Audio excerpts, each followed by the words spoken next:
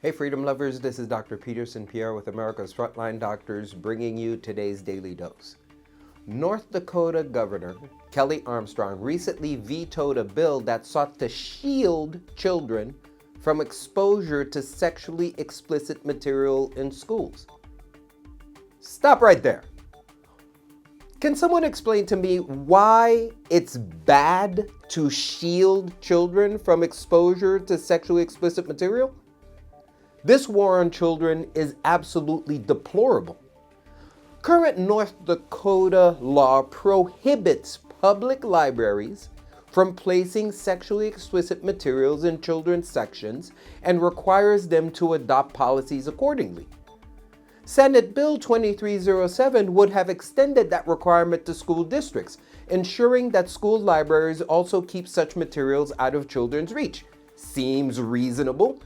The legislation was aimed at LGBTQ propaganda materials that target children, which often contain sexually explicit and pornographic material. Has no business with kids. In a letter explaining his veto, Governor Armstrong dismissed the bill as censorship. Curious.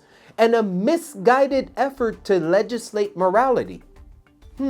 Peculiar. People like to use catchphrases to confuse others, but the governor is simply lying. Censorship would mean we don't want the materials produced. No one's saying that. Legislate morality, again, another catchphrase. How are we doing that? We simply don't want that trash aimed at our kids.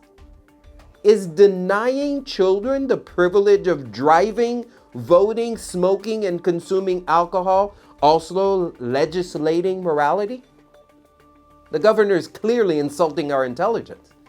SB 2307 would have allowed parents and other concerned citizens to challenge school boards through local prosecutors if sexually explicit books were made available in school libraries, a provision Armstrong criticized as wasteful and burdensome.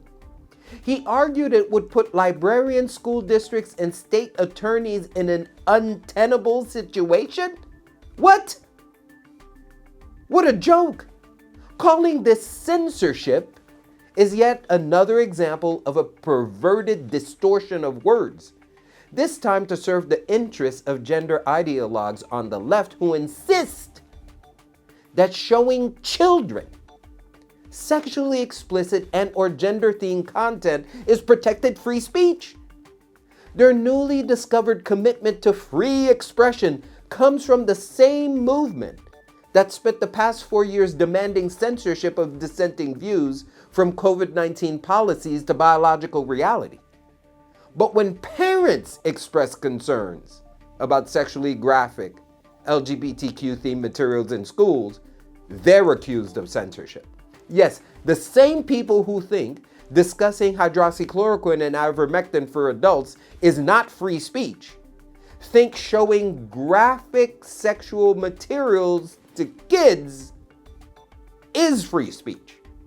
Make it make sense. The parents are not asking for these books to be removed from school libraries. They're simply asking to opt their children out. Still, they've been accused of censorship and violating others' free speech rights. This is a fundamental misunderstanding of whose rights are at stake. Yes, constitutional rights are being infringed, but it's the rights of parents, not the schools. These materials affect all children. Dr. Miriam Grossman, a child and adolescent psychiatrist and author of the book Lost in Trans Nation, a child psychiatrist's guide out of the madness, explains that young children lack the cognitive maturity to grasp abstract concepts like gender fluidity. Presenting these ideas at early developmental stages destabilizes a child's understanding of reality and interferes with the guidance they receive at home, which is exactly what the left wants. These trans predators want to control and own your children. They also contribute to a phenomenon known as rapid onset gender dysphoria, ROGD, a form of gender confusion influenced by social trends and ideological messaging.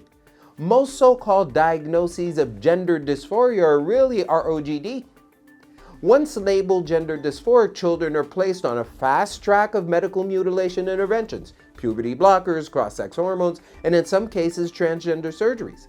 Governor Armstrong claims that limiting these materials in school libraries would be legislating morality. But the point is not to legislate morality.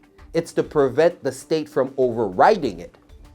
Parents are the ones best positioned to shape the moral development of their children, not the state and not the school. The Constitution places moral authority with families. Any school or government that infringes on that authority is usurping rights that simply don't belong to them. This isn't about censorship. It's about boundaries and about who gets to set them.